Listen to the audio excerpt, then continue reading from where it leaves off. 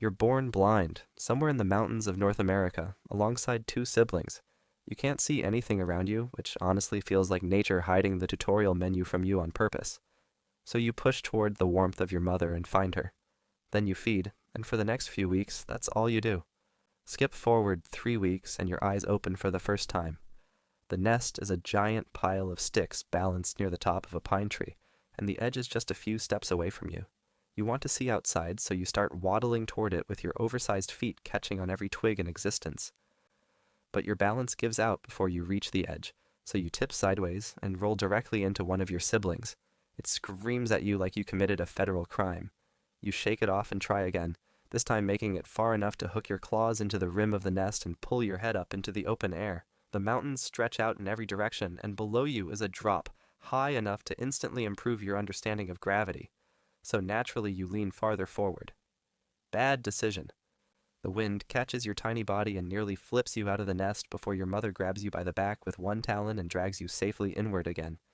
That's your first 3 weeks in the world. Skip forward a bit and you're 8 weeks old now. Your feathers have started growing in properly and your parents have begun leaving the nest for longer periods each day, which means you and your siblings spend most of your time either fighting over food or staring dramatically into the distance like unemployed philosophers. One afternoon, your father lands in the nest carrying a trout almost as long as your body. The second he lands, all three of you rush him at once. Your biggest sibling gets there first and blocks the fish entirely with its body like a feathery riot shield. So you try reaching underneath its wing to steal a bite. It immediately stomps on your head.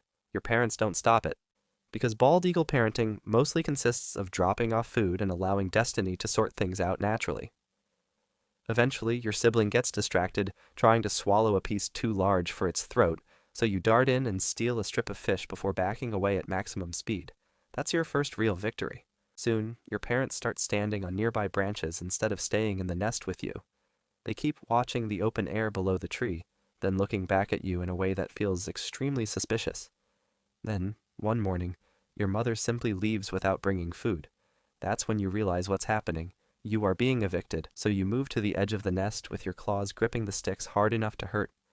The wind pushes against your chest while your wings spread instinctively outward. Below you are rocks, trees, and several thousand opportunities to die embarrassingly. You hesitate for almost a full minute. Then your sibling bumps into you from behind trying to get closer to the edge too. And suddenly you're no longer making the decision voluntarily. You fall out of the nest with your wings flailing in every direction like two broken umbrellas. The ground starts rushing upward while your brain rapidly discovers several emotions at once. You slam through a branch, spin sideways in the air, and barely manage to spread your wings wide enough for the wind to catch underneath them. Then the falling stops. Now you're gliding instead. You don't know how you're doing it. You're just extremely motivated not to stop. That's your first flight. Skip forward a bit and you're 4 months old now. Your parents have started taking you farther from the nest toward rivers and lakes where fish gather near the surface.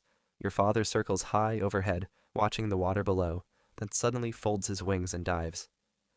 So you follow him immediately. This is a mistake, because your father knows what he's doing. You absolutely do not. He hits the water feet first and pulls out a fish without slowing down. You hit the lake chest first at full speed and disappear underwater completely. Cold explodes across your entire body while your wings spread uselessly against the surface.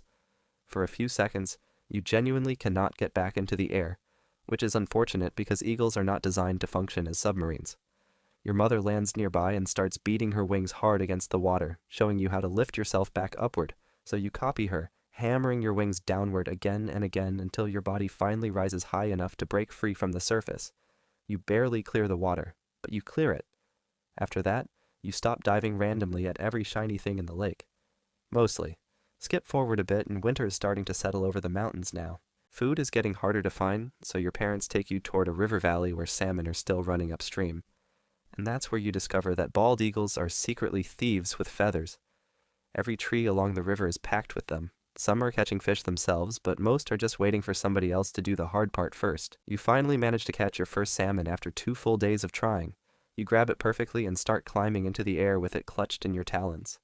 Then another eagle slams into you from the side like an airborne mugging. The fish flies out of your claws immediately. A second eagle catches it before it even hits the river. Nobody helps you.